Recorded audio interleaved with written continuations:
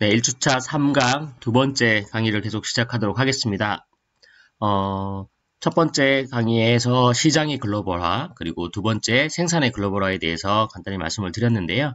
제조업에 대해서 추가로 잠깐 말씀을 드리면 삼성 같은 경우에도 베트남 하노이 옆에 무선 사업부를 이전하면서 스마트폰과 핸드폰 생산을 하고 있습니다. 그러면서 2018년 12월 말 기준으로 해서 베트남 전체 수출액의 25%를 삼성이 차지할 정도로 생산의 글로벌화는 국내에서도 활발히 진행되고 있는 현실이고요.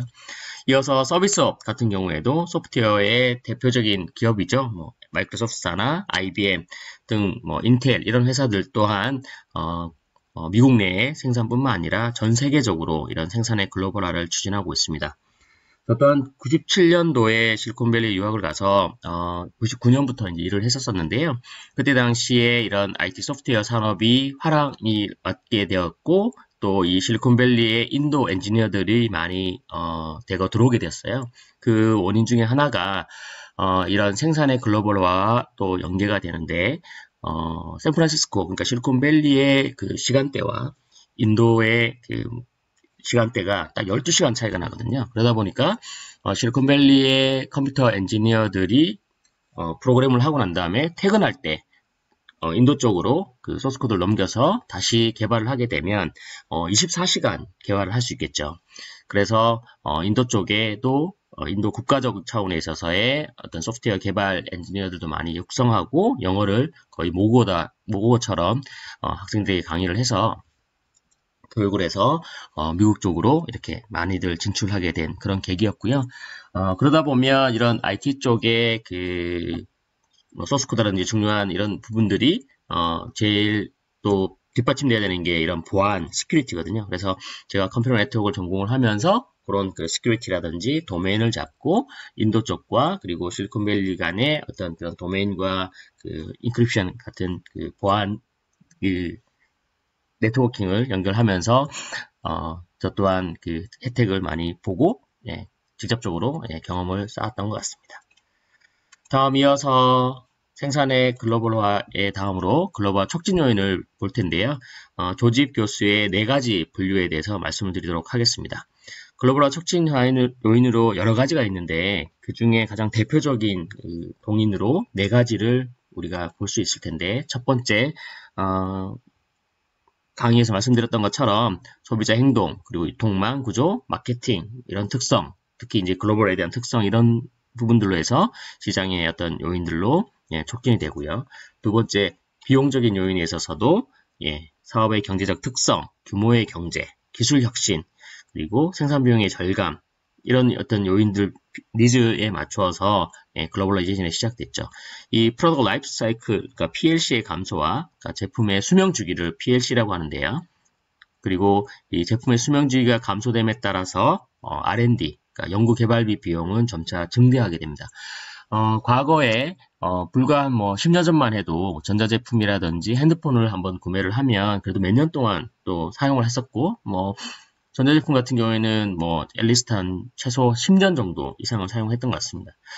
근데 최근 들어서 기술 문명이 발달하고 새로운 어떤 제품들이 계속 출시됨에 따라서 스마트폰 같은 경우에 제가 볼 때도 한 약정 기간이 한 2년 정도 주로 많이 쓰는데 2년이 지나면 제품을 새로 구매하는 그런 패턴을 보이고 있습니다. 그처럼 새로운 기술이나 문명이 발달함에 따라서 이런 제품의 수명 주기는 점점 짧아지고요. 그러면 기업 입장에서는 새로운 제품들을 계속 개발해내야 되기 때문에 개발 비용은 증가하게 되겠죠. 이게 다 비용에 대한 부담이 되고 비용이 높아지게 되면 기업은 마진은 상대적으로 낮아지게 되는 그런 현상이 발생합니다. 그래서 어쨌든 이런 생산 비용을 최소한 줄이기 위해서 글로벌을 많이 추진하고 있고요. 다음으로 정부의 요인인데 관세를 두거나 정부에서 이런 그 글로벌에 대한 부분들에 대한 억제도 하지만 실질적으로 최근 들어서는 이런 인터넷 기술이라든지 통신 문화가 발달하고 지구촌이다 보니 각 국가들이 제정한 법이라든지 이런 부분들이 약해지고 또 개방적 시장 경제에 대한 체제가 훨씬 더 강하게 되고요. 그래서 민간 기업의 역할론이 더 커지게 됐죠. 그럼에 따라서 이제 상대적으로 정부에 대한 역할은 조금 줄어들게 된 그런 상황입니다. 이렇게 세 번째 정보에 대한 요인이고요. 그 다음으로는 경쟁에 대한 요인입니다. 앞서 설명드렸던 바와 같이 국내 산업만 한다 하더라도 외국 경쟁자와의 경쟁은 피할 수 없고요. 이렇게 경쟁자들의 행동 특성, 이런 거에 따라서 경쟁 요인, 그리고 또 국내에 있어서의 같은 경쟁사도 해외 진출하게 되면 마찬가지 시장을 선점하기 위해서 같이 글로벌을 추진하게 되는 그런 경우 또한 경쟁 요인 중에 하나인 것 같습니다. 또한 이 경쟁 요인 중에 대표적인 그 산업들이 바로 자동차, 전자산업, 이런 대형 기간제 산업들이 될 수 있는데요. 이런 산업들이 우리 2008년에 그 금융위기가 왔을 때, 리먼 브라더스 사태 있을 때도 많은 우리 국내 기업들이 해외 기업들과 인수합병 또 전략적 제휴를 했었습니다. 이렇게 그 경쟁 요인에 인수합병에 됨에 따라서 외국에 있는 인수기업이 국내에 진출할 때 피인수기업을 통해서 국내 시장을 선점하게 되는 경우도 있고요. 반대로 이게 좋게 인수합병이 된다고 하면, 우호적으로 인수합병이 되면 국내의 기업도 마찬가지 인수한 그 나라에 역으로 수출할 수 있는 길도 열릴 수 있습니다. 물론 그때 당시에는 이 인수합병이 안 좋게 이렇게 된 경우도 많은데, 이 인수합병이나 전략적 제휴에 대한 부분들도 이런 경쟁 요인의 한 동인이 되는 것 같습니다. 여기서 보여지는 이 그린색으로 하이라이트 했던 이 프로덕트 라이프 사이클, 그러니까 제품의 수명 주기가 감소하고 R&D에 대한 연구개발 비용이 증가함에 따라서 기업이 스스로 갖고 있는 핵심 역량을 좀 더 집중해서 개발을 하고 필요 없는 부분들은 아웃소싱을 준다던가, 또는 내가 필요한 부분들을 내가 다 개발하지 않고 아웃소싱을 받는다던가 하는 부분들이 다 이 오픈 이노베이션이라고 할 수 있는데요. 이 오픈 이노베이션을 다시 이야기를 하자면 개방형 혁신이라고 해서 폐쇄형 혁신과는 반대되는 개념으로 우리가 설명할 수 있을 것 같습니다. 폐쇄형 혁신이라 하면 한 기업에서 본인이 A부터 Z까지 모든 기술과 생산, 판매까지 다 하는 부분들을 이야기를 하고요. 그러다 보면 아무래도 이제 그 예전 같은 경우에, 그러니까 앞서 말씀드렸던 것처럼 제품의 수명 주기가 긴 경우에는 그런 폐쇄형 혁신을 해서 기술을 보호하고 했었으나, 지금은 말씀드렸던 것처럼 프로덕트 라이프 사이클이 감소됨에 따라서 R&D 비용은 증가하고, 그렇기 때문에 오히려 R&D 비용을 최소화시킬 수 있기 위해서 내가 핵심적인 역량 부분들, 그리고 또 잘할 수 있는 부분들에 집중하고, 나머지 필요한 부분들은 이렇게 다른 쪽에서 가져오거나, 또 내가 개발을 했지만 실질적으로 제품화나 사업화를 하지 않는 경우에는 그 부분들을 다른 기업에게 판매를 하거나 하는 부분들이 전반적으로 다 우리가 개방형 혁신이라고 합니다. 이 부분에 대해서는 추후에 강의 도중에 좀 더 상세하게 설명드릴 수 있도록 하겠습니다. 다음으로 글로벌 촉진 요인의 이런 네 가지 동인을 보면 아무래도 이제 외부 환경에 대한 이슈들이 많은데요. 그래서 요 그림을 잠시 설명을 드리고 다음으로 넘어가려고 합니다. 이 그림은 마이클 포터의 그 외부 환경 분석에 하는 전략적 기술 전략에 있어서의 5 forces 이론인데요. AA 하는 현존하는 경쟁 강도는 지금 내가 속하고 있는 인더스트리, 또한 내가 지금 현재 있는 경쟁자 수가 얼마큼 되느냐, 그리고 그 경쟁사와의 어떤 그 경쟁 강도는 어느 정도 심하느냐를 분석하는 거고, 다음으로 B는 현재는 경쟁자가 아니나 앞으로 잠재적 경쟁자가 될 수 있는 기업들로부터의 시장 진입에 대한 위협이 얼마큼 큰지를 측정하는 방법이고요. 그 다음에 공급자의 협상력은 내가 제품을 생산하는 데 있어서의 필요한 물품이나 자재를 구매를 해야 되잖아요. 그런데 이제 공급자가 예를 들면 반도체 히토리처럼 중국에서 전략물자로 선정한 것처럼 어떤 한 기업만 또는 한 국가에서 그걸 소유하고 있다고 하면 공급자의 협상력은 상대적으로 나의 입장에서 볼 때는 낮아지게 되겠죠.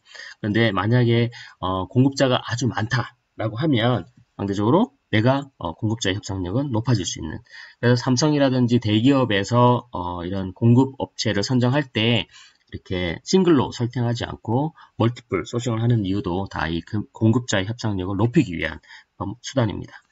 그 다음에 구매자의 협상력은 고객과의 협상력인데요. 만약에 전 세계에서 생산하는 이 하나의 제품이 나만 생산한다고 하면 구매자의 협상력은 나의 입장에서 보면 높아지겠죠. 왜냐하면 이 물건을 사는 사람들은 많은데 제가 현재 만약에 유일하게 제 기업에서 생산한다고 하면 협상력이 높아진다라고 볼 수 있을 것 같습니다. 그 다음 또 하나 보는 게 대체제의 위협인데, 현재 내가 생산하고 있는 제품을 대체할 수 있는 혹시 제품이나 그 위협은 없는지에 대한 강도를 보는 거고요.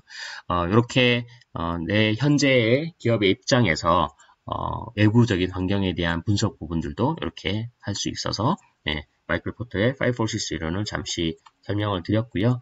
또 향후에 다른 강의 시간에 이 부분에 대해서 좀 더 언급할 때 좀 더 상세하게 설명드릴 수 있도록 하겠습니다. 다음으로 국제 경영의 개념에 대해서 잠깐 말씀을 드릴 텐데요. 국경을 넘어서 이루어지는 모든 형태의 이런 사업, 비즈니스 활동을 우리가 국제 경영, 글로벌 경영이라고 하고, 재화, 서비스, 자본, 인력, 기술의 국제적 이동, 그러니까 비즈니스 액티비티, 크로스 내셔널 바운드리라고 해서 경계를 넘어선 이런 모든 사업의 행동들을 우리가 글로벌 경영이라 할 수 있을 것 같습니다.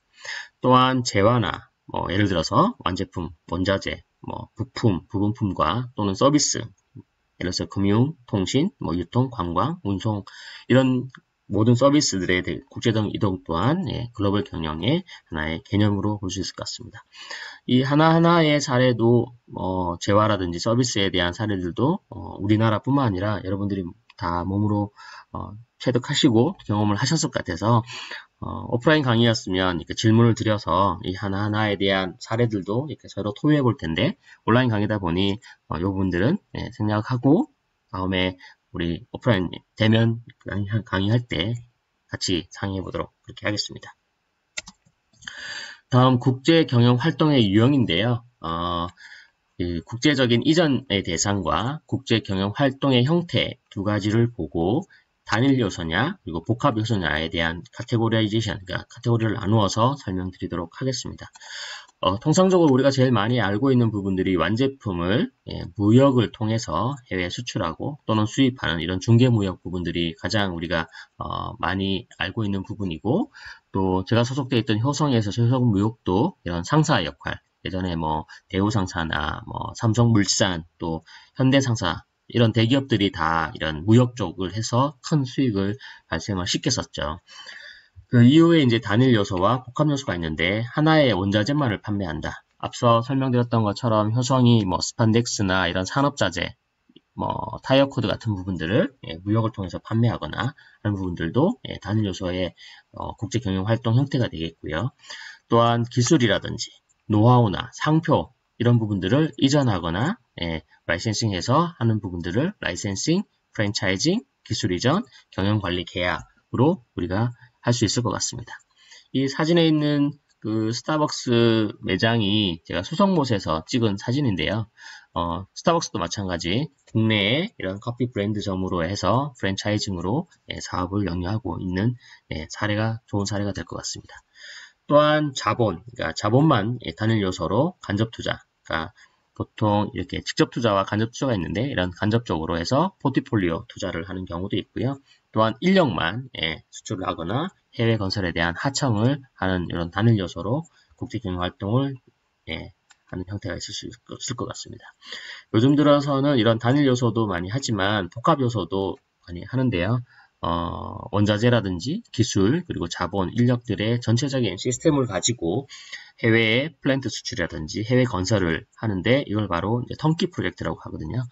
말씀드렸던 것처럼 이 턴키라고 하면 말 그대로 키를 돌리는 프로젝트니까 처음에 이제 베이스먼트부터 바닥부터 시작을 해서 공장을 짓고 모든 시설을 다 갖춘 다음에 공장에 가동 스위치만 키만 돌리면 가동할 수 있도록 까지 이렇게 한다고 해서 이런 턴키 프로젝트라고 보통 합니다. 이런 플랜트라든지 국내에서 이런 중공업이나 건설업에서 말은 이런 해외 건설 수출을 하고 큰 수익을 올리고 있죠. 그 다음으로 기술과 그리고 자본 또한 인력, 경영 등의 시스템을 직접적으로 이제 해외에 투자하는 부분들인데요. 이걸 바로 직접 투자라고 하고, 이 직접 투자도 크게 두 가지 형태로 우리가 나눌 수 있을 것 같습니다. 하나는 Foreign Direct Investment이라고 해서 단독 투자, 그리고 합작 투자는 조인트 벤처. 단독 투자 같은 경우가 이제 합작 투자보다 리스크가 훨씬 더 크겠죠. 그러니까 해외에 투자를 하는 데 있어서의 내가 그 나라의 문화와 뭐 환경 이런 것을 잘 알지 않은 상태에서 단독 투자하기에는 상당히 리스크가 크겠죠.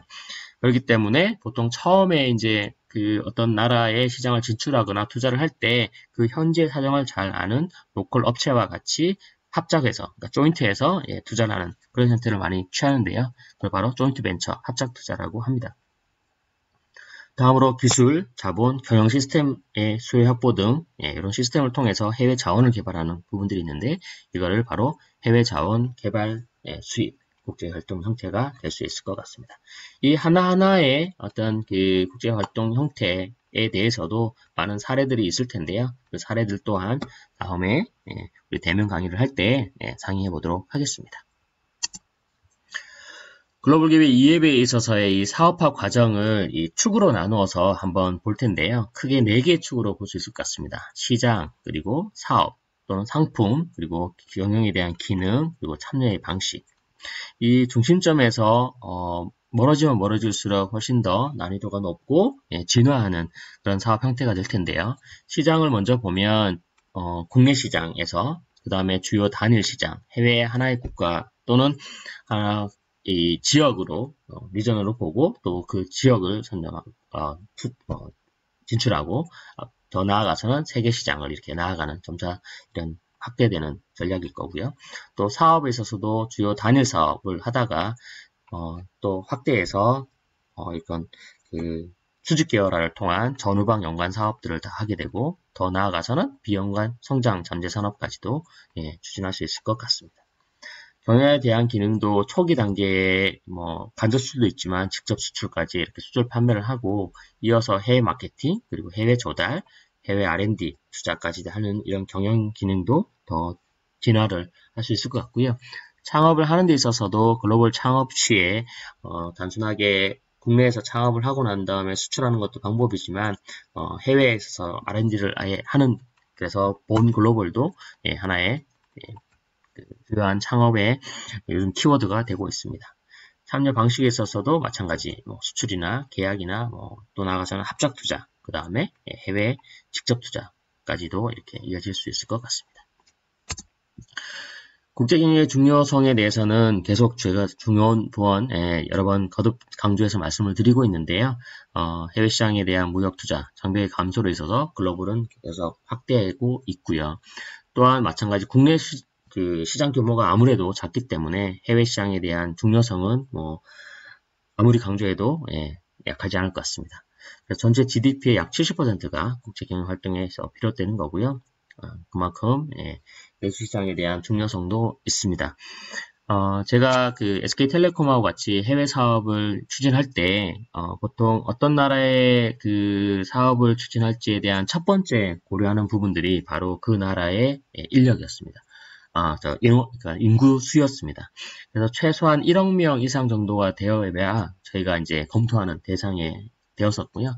그리고 그러다 보니 이제 베트남이 되었던 일본이 되었던 이런 나라의 보통 그 인구수가 1억 명 이상이 되면 가능성이 있다고 보고 그 내수 시장에 대한 저희가 접근을 추진하고 있었거든요.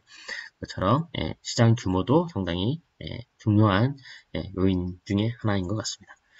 또 하나 국내 중심의 경영으로는 아무래도 국내 산업만 바라보면 이런 금융경제를 통해서 이런 비용 절감이나 품질 고달을 이룰 수 없기 때문에 해외로 나아가야 되고요.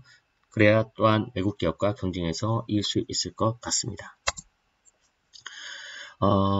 무역협회의 자료를 제가 가져왔는데요. 세계화 동기 부분에 있어서 국내 기업들이 해외로 이전하는 이유 중에 가장 큰 이유가 바로 앞서 설명드렸던 것처럼 비용에 대한 요인이었고 비용 절감을 위해서 수출하는 거였습니다.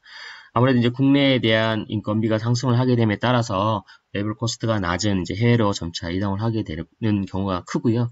그게 특히 이 노동집약적인 산업들이 더 많이 해외 이전을 고려하고 추진하고 있었습니다. 또한 추가적으로 이런 노동력 확보, 아무래도 이제 국내에서 또한 단순 이런 생산직에 있는 분들에 대한 인력, 또 인구가 이렇게 선진국으로 감에 따라서 이 신생아율도 줄어들게 되고, 그러다 보면 아무래도 이제 그 젊은 그 생산에 참여할 수 있는 인구 수가 줄다 보니까 그런 그 젊은 생산 인구 수가 많은 나라로 이전하게 되는 것 또한 이런 노동력 확보로 인해서 해외에 진출하게 되는 요인인 것 같습니다. 그 다음으로 이제 해외 시장에 대한 확대. 아무래도 현지의 생산을 두고 직접 투자를 하게 되면 시장의 확대 또한 꾀할 수 있기 때문에 이 세 가지가 가장 큰 해외 이전에 대한 이유가 될 수 있을 것 같고요. 그 다음으로 이제 현지 기업과 전략적 제휴를 통해서 시장을 개척한다던가 하는 부분들. 또한 이제 앞서 말씀드렸던 것처럼 정부에서 그 자국 산업을 보호하기 위해서 관세라든지 여러 가지 바리케이트를 치는데 그런 부분들에 대해서 이제 통상 마찰이라든지 FTA나 이런 것들을 회피하기 위해서 현지에서 바로 생산해서 현지의 시장에 판매하게 되는 경우가 많거든요. 특히 이제 남미의 이런 브라질이나 이런 쪽에 있어서는 관세율이 상당히 높은데, 왜냐하면 내수 산업을만 가지고도 충분히 이제 돌릴 수 있다라고 그 나라에서는 판단을 하기 때문에, 외국에서 들어오는, 그런 그 물품이나 제품들에 대해서 관세를 많이 부여하고 있습니다.